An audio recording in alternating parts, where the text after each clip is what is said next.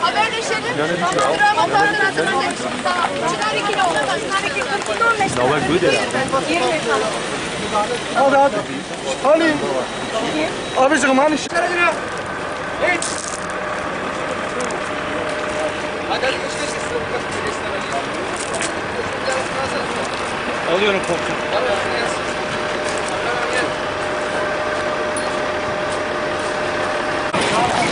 Yavaşça tamam. Boş kamyon bunlar gelmez mi? Hep şeyi çağıralım. Çekin.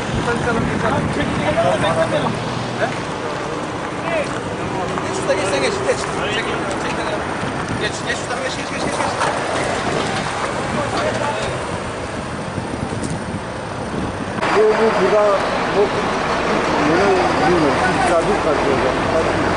Onu polislere mi söylüyorsun?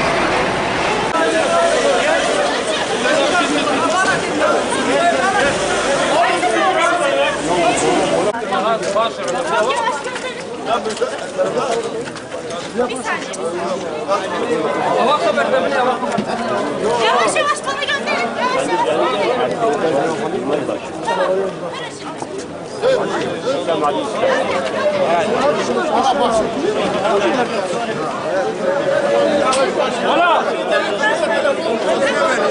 Nereye gidiyorsun? Bakın da aracı.